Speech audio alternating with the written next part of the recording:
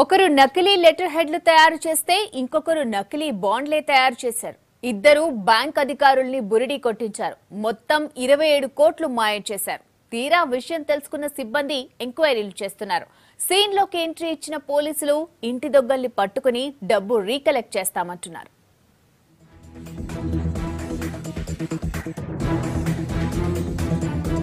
మామూలు టోపీ కాదు, కోట్లకి కోట్లు టోపీ పెడుతున్నారు మాయగాళ్లు.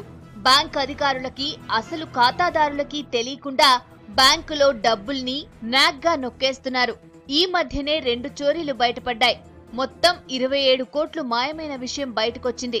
ఘట్కేసర్ మండలంలోని ఎస్బీఐ బ్యాంకులో డిపాజిటర్లకి తెలియకుండా 18 కోట్లు మాయం చేశారు దొంగలు. ఏపీ హౌసింగ్ బోర్డ్ సొసైటీ పేరుతో నకిలీ లెటర్ హెడ్లు తయారు చేసి డబ్బులు డ్రా చేశారు.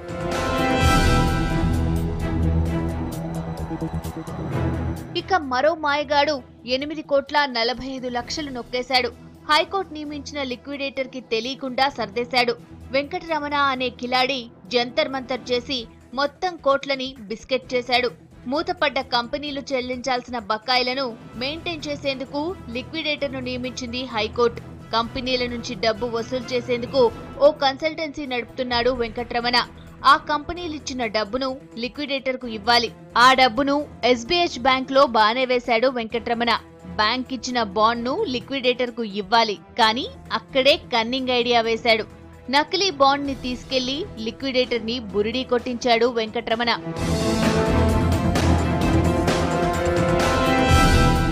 తర్వాతేముంది, కొన్నాళ్ల తర్వాత రొటీన్ ప్రాసెసే ఫాలో అయ్యాడు వెంకటరమణ. ఆల్విన్ కి సంబంధించిన 8 కోట్ల 45 లక్షల బాండ్ ని మార్చుకున్నాడు.